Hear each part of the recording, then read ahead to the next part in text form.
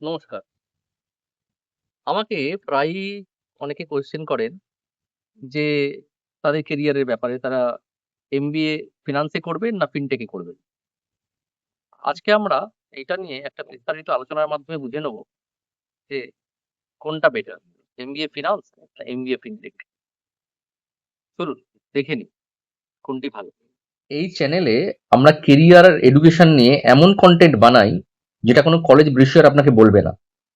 কোনো ইনস্টিটিউট থেকে আমি স্পন্সর নিইনি এই ভিডিওর জন্য। তাই যা বলবো সোজাসুজি বলবো। ভালো এবং মন্দ দুটোই। চলুন শুরু করা যাক একদম বেসিক থেকে। আজকে আমরা 5টা জিনিস কভার করব।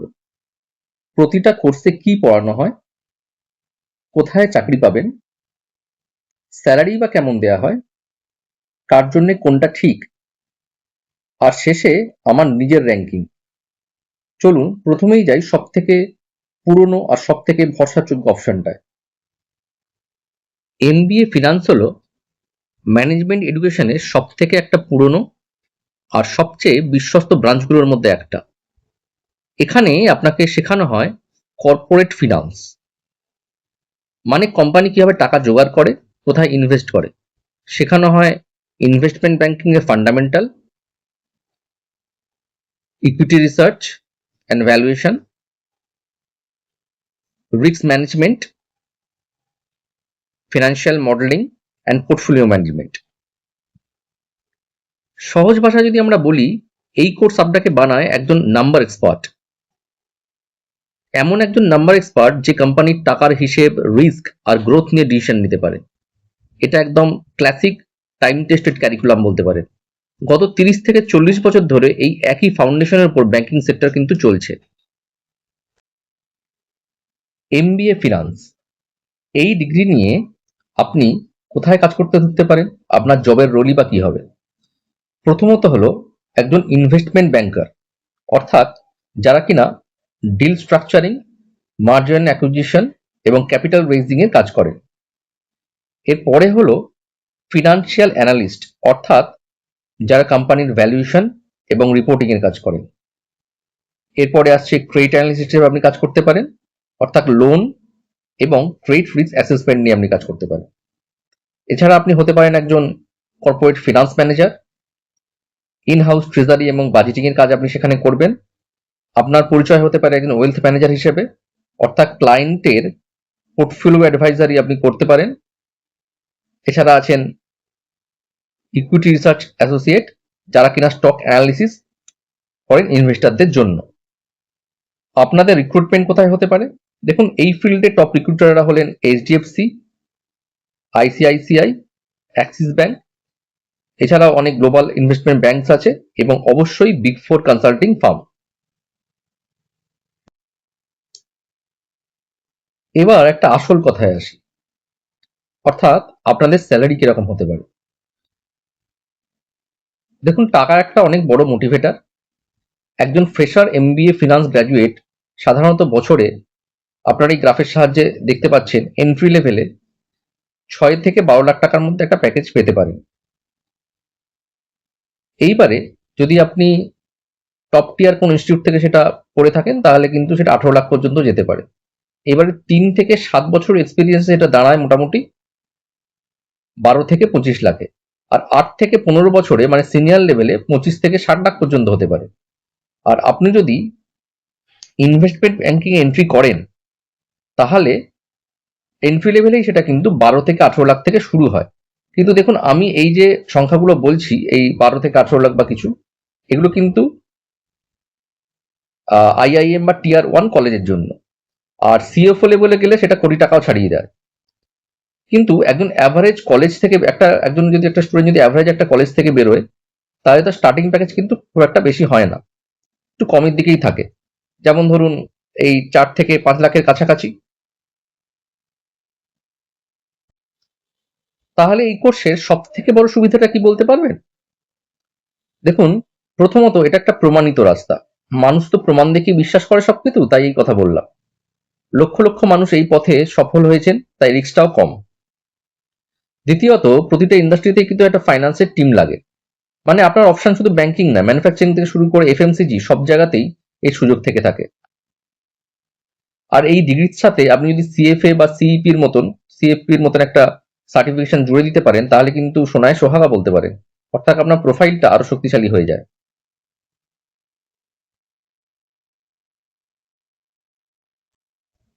আমি যেহেতু আপনাদেরকে কথা দিয়েছি যে এই ফিল্ডের যে ডিসঅ্যাডভান্টেজ গুলো আছে সেগুলো আপনাদেরকে বলবো, সেগুলো এখন একটু আলোচনা করা যায়। দেখুন, এখানে কিন্তু বেশ কিছু চ্যালেঞ্জ আছে। অর্থাৎ এই ফিল্ডে কম্পিটিশন কিন্তু এখন আকাশ ছোঁয়া বলতে পারেন। প্রতি বছর লাখ লাখ এমবিএ ফিনান্সের গ্র্যাজুয়েট বেরোচ্ছে। আর আপনি যদি আপনার প্রোফাইলে টেকনোলজি বা ডেটা স্কিল না রাখতে পারেন, তাহলে আজকের মার্কেটে আপনি কিন্তু কিছুটা পিছিয়ে পড়তে পারেন। কারণ এখন প্রায় প্রতিটা ফাইন্যান্স রোলেই এক্সেল, পাইথন বা ডেটা অ্যানালিটিক্স এর একটা বেসিক জ্ঞান কিন্তু সবাই চাইছে। এইবারে আমরা আসবো আমাদের সেই বহু আকাঙ্ক্ষিত ফিনান্সিয়াল টেকনোলজি অর্থাৎ এমবিএ ফিনটেকে। দেখুন, এটা একটা তুলনামূলক একটা নতুন কোর্স, যেটা তৈরি হয়েছে ফাইন্যান্স আর টেকনোলজির মিশ্রণ থেকে। এখানে আপনাকে কি শেখানো হবে? এখানে আপনাকে শেখানো হবে ডিজিটাল পেমেন্ট আর ইউপিআই ইকোসিস্টেম, ব্লকচেন আর ক্রিপ্টোকারেন্সি, রেগটেক অর্থাৎ regulatory technology, AI driven financial modelling, basic coding and data analytics. সোজা কথায় বলতে গেলে এটা আপনাকে বানায় একজন এমন প্রফেশনাল যে ফিনান্সও বোঝে আবার টেকনোলজিও বলে। ভারতবর্ষের মতন দেশে ইউপিআই এর মতো ডিজিটাল সিস্টেম প্রতি মাসে শত শত কোটি কোটি ট্রানজ্যাকশন হ্যান্ডেল করছে। আর এই পুরো ইকোসিস্টেম চালানোর জন্য এমন একজন মানুষের দরকার হয় যারা টেকনোলজি আর ফিনান্স কিন্তু দুটোই বোঝে।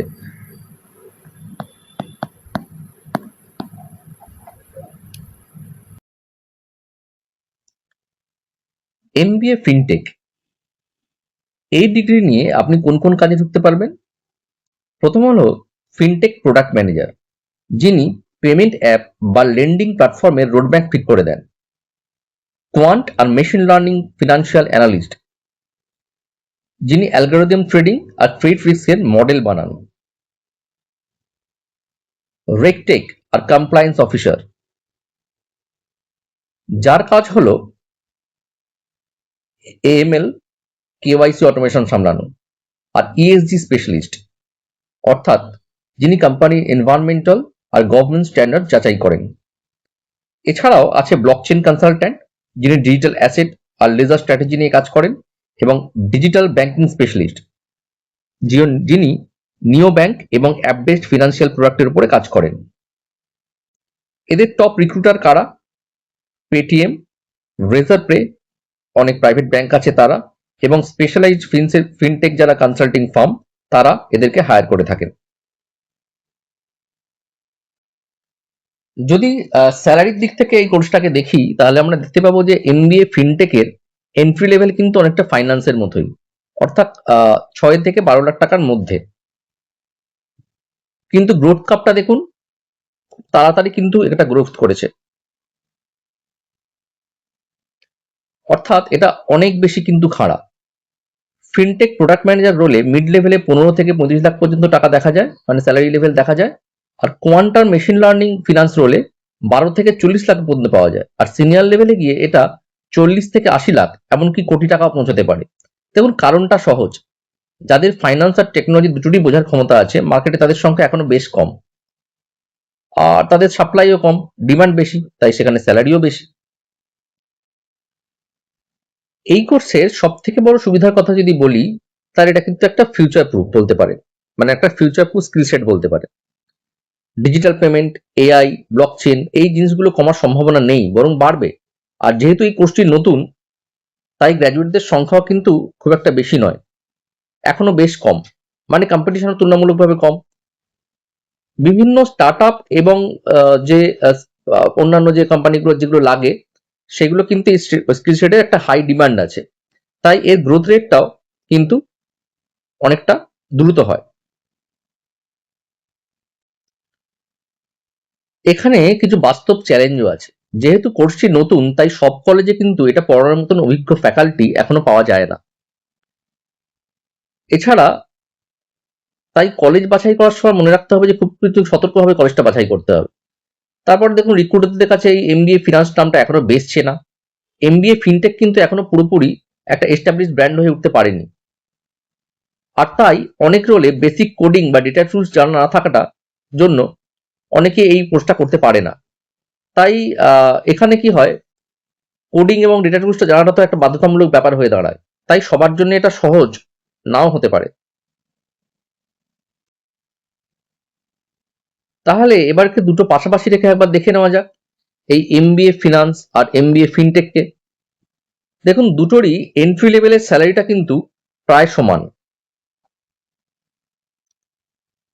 কিন্তু ফাইন্যান্সের গ্রোথ স্টেডি আর প্রেডিক্টেবল, আর ফিনটেকের গ্রোথ দ্রুত হলেও একটু কিন্তু বেশি ভোলাটাইল। জব সিকিউরিটির দিক থেকে ফাইন্যান্স এগিয়ে, কারণ এটা এস্টাবলিশ একটা ব্র্যান্ড বলতে পারেন বা একটা কোর্স বলতে পারেন, কিন্তু কম্পিটিশনের দিক থেকে ফিনটেক এগিয়ে, কারণ এখানে প্রতিযোগীর সংখ্যা খুবই কম। আর ব্র্যান্ড ভ্যালুর দিক থেকে ফাইন্যান্স এখনো এগিয়ে, কিন্তু ফিনটেকের গ্রাফ কিন্তু খুব তাড়াতাড়ি উপরের দিকে যাচ্ছে। তাহলে এই কোর্স দুটোর মধ্যে আপনার জন্য কোনটা ভালো, সিদ্ধান্তটা কিভাবে নেবেন? দেখুন, যদি আপনি স্টেবিলিটি চান তাহলে বলতে পারেন যে এটা একটা ভালো আপনার জন্য আইডিয়া, যে এমবিএ ফিনান্স নেওয়াটা। নাম্বার অ্যানালিসিস নিয়ে যদি আপনি কাজ করতে ভালোবাসেন, এছাড়া এটা একটা প্রমাণিত পথ এবং সুপরিচিত কেরিয়ার পথ। তাহলে আপনি যদি রিস্ক কম নিতে চান, জীবনে স্টেবিলিটি চান এবং নাম্বার এবং অ্যানালিসিস নিয়ে কাজ করতে ভালোবাসেন, তাহলে এমবিএ ফিনান্স কিন্তু আপনার জন্য। কিন্তু আপনি যদি টেকনোলজির প্রতি আগ্রহী হন, মানে সেটা জেনুইনলি আগ্রহী থাকতে হবে, ভালো লাগে আপনার টেকনোলজি, জোর করে নয়, নতুন জিনিস এক্সপেরিমেন্ট করতে ভালোবাসেন, রিস্ক নিতে ভালোবাসেন, আর একটা ফাস্ট গ্রোয়িং ফিউচার ফোকাসড ফিল্ডে ঢুকতে চান, তাহলে এমবিএ ফিনটেক কিন্তু আপনার জন্য বেশ মানানসই একটা কেরিয়ার হতে চলেছে। একটা সিক্রেট কি জানেন? যদি আপনি দুটোরই বেসিক জানেন, মানে ফাইন্যান্সও বোঝেন আর টেকনোলজিও বোঝেন, তাহলে আজকের জব মার্কেটে আপনার ভ্যালু কিন্তু সব থেকে বেশি হবে। একটা সত্যি কথা বলি, আর্টিফিশিয়াল ইন্টেলিজেন্স এখন ফাইন্যান্স ইন্ডাস্ট্রির প্রতিটা কোণে কিন্তু ঢুকে যাচ্ছে। ফিনান্সিয়াল অ্যানালিসিস, রিস্ক অ্যাসেসমেন্ট, এমনকি ইনভেস্টমেন্ট ডিসিশনেও এখন এআই টুলস ব্যবহার করা হয়।